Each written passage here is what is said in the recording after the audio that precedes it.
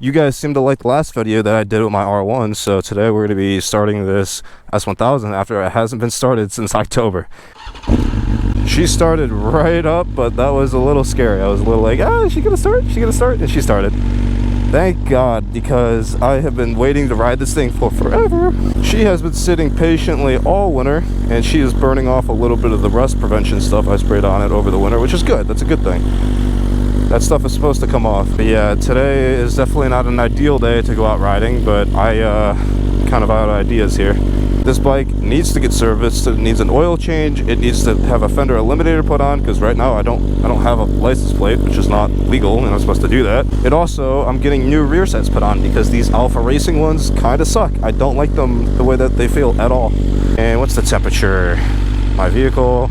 I am carrying the world's heaviest backpack with me right now.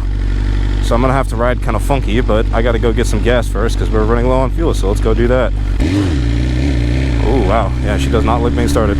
So yeah, for those who don't know, I live in Ohio, and it has been a miserable, very long winter. I've tried to take care of the BMW as much as I can. It's been one of my favorite bikes all throughout the winter, and so I've really tried preventing myself from taking this bike out in the salt. Even though we've had some reasonably warm days, I have refused to take this bike and get it covered in salt. A lot of Euro bikes tend to rust a lot, but for some reason Ducatis don't really rust that much, so I've actually been riding my Ducati a little bit more in the salt, which I don't mind as much, because I can just spray that thing down with water and it doesn't rust, so I'm like, whatever. It might eventually rust, but it takes a long while for those to rust, so I don't mind it. BMW, on the other hand, does rust. I actually got it from the factory, a little bit of rust on the engine case that I sprayed with some rust corrosion prevention stuff, so it wouldn't do that anymore. That being said, I do love the S1000. It's a great bike. I'm not going to get rid of it, but stuff like that does suck. And look at this giant fucking backpack I have to carry with me. Oh my goodness. I don't want it to rust up against the backside. What is spraying? What is all that spraying down there? I really hope that's just the rust prevention stuff, because that looks really ugly.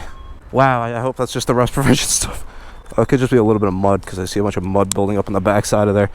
And that's another thing. The paint on this bike is really bad. I mean, from the factory, it's already showing paint swirls, even though I haven't even washed this bike yet. It only has like 1,200 miles on it. It already has paint swirls. I'm like, what could have caused that? It's probably just factory stuff in the factory doing that.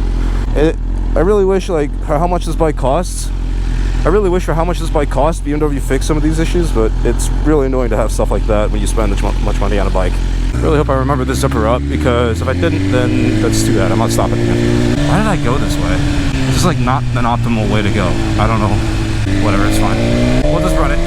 I'm cold as hell, but whatever. We could rock with this. There's another BMW car back there. What's up, dude? That's another cool thing about the BMWs, man. It's like, even though you're on a bike, you still feel a little sense of community with the cars, because it's like, oh, we're all riding the same company, you know? We're driving the same company. The ultimate driving machine. It's, yeah, whatever the marketing fucking spiel is. I gotta say, these rear sets are awful. I don't know if anyone from Alpha Racing is gonna end up seeing this video, but guys, I spent like $600 on your product, and I don't know what it's made for. Is it made for like racing and I'm missing something? Because these just feel like dog, bro. Like, even though I'm wearing shoes, I can just feel how lower quality they are from as compared to the factory ones. Like, come on, guys, get it together. It's really unfortunate. I mean, that was a lot of money to spend on freaking rear sets, and you guys can't get them right. Everyone's looking at their phones these days. I really don't want to push this bike too hard, because it's running on the same oil that it's had since the fall. I don't know about you, but I kind of ride my bikes a little bit hard off camera, and since I ride them like race bikes, I try to treat them like race bikes. And I wouldn't want to take oil that has been sitting in a bike, you know, collecting dust, out on a racetrack, you know? And so I just gotta baby this thing, you know? Take it nice and easy, like you're putting the baby to sleep. You don't want to violently shake it awake. I mean, this bike is broken in at this point. I'm sure it'd be fine, but and the oil that's in it is probably still relatively fresh. But like I said, I'm a stickler when it comes to this stuff. Oh my god, these roads. I get a lot of comments on my videos about how the roads in Ohio suck. And it's like, I know the roads suck. I can't do anything about it. I just have to live with it. Look at this shit, man. Granted, this is one of the worst ones, but like, yeah. Ohio, it's not my fault. Blame the fucking elected leaders, man. Not me.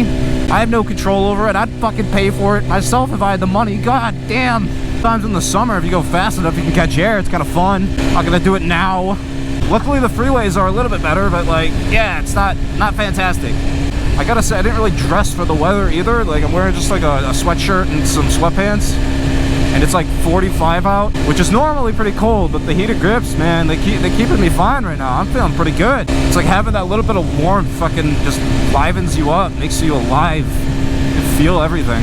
Like warms the rest of your blood up, you know, keeps the blood flowing. It's one of the big reasons I bought this bike. It's one of the only factory 1000s that come with heated grips. It's fantastic. It's great. I've been getting some really weird feedback from my quick shifter though. I don't know how to quite describe it. I can't really show you what I'm talking about on camera because you know, platforms don't like, you know, me accelerating or doing anything fun on a bike, but I think I should definitely save it and send it to the dealer because every time I upshift, it's going like, it's like holding me back. And I know I'm in road mode right now, which is like a lower mode, but I swear to God, it's doing it even in the race modes too. You know, as I'm saying that, it could just very well be the fucking rear sets that I hate. I don't know. A lot of traffic, bro. I totally didn't just skip a whole line of traffic. You guys didn't see anything. These lights take forever, man. I'm cold. I need to warm up with some fucking air conditioning or heat or whatever. And there's, of course, a transit police right in front of me. You think if I skip this light right in front of him, he'll do anything about it? Maybe I can just explain to him. It's kind of cold out, you know, I'm just trying to get to where I'm going. I can't breathe because my nose is all stuffy. Nah, he'll be fine. Yeah, bro, I'm not gonna lie. I was half expecting this bike to blow up when I started it earlier. As much as I love BMW, they don't exactly have the best reputation. And I know these new bikes are a little like, yeah, you know, I don't know. I love the new bikes. It's got the drift control and the wings and everything. It's super cool, but yeah, reliability is definitely not a reason why I bought this bike. It would just really suck if I bought this bike and it just sits at the dealer for months on end this summer because something blows up or has a problem or an issue. I don't know. Here we are, Ducati Cleveland, my favorite place to be. And like always, take a look at ourselves in the window. Yeah, see, look at the size of that fucking backpack I was talking about. Look at that thing, dude. It's huge. This bike looks so sick, though. This bike is going to look slightly worse with a legal plate on it, but damn, those wings and everything.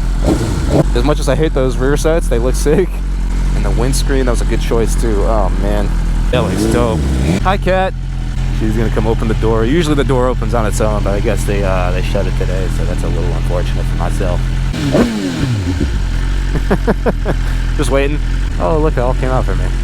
You look so ready. He's like holding the what's up? You're leaking oil right here, man. Is it still? A little bit. I was just fucking with you. I didn't know if they fixed it or not.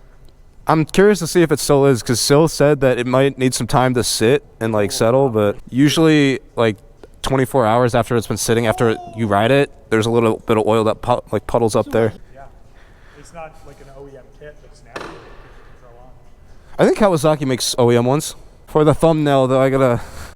So yeah, I was right. I'm gonna be leaving this bike here pretty much over the weekend. Hopefully it doesn't snow over the weekend so I can actually get this bike next week and ride it like it's actually meant to be ridden.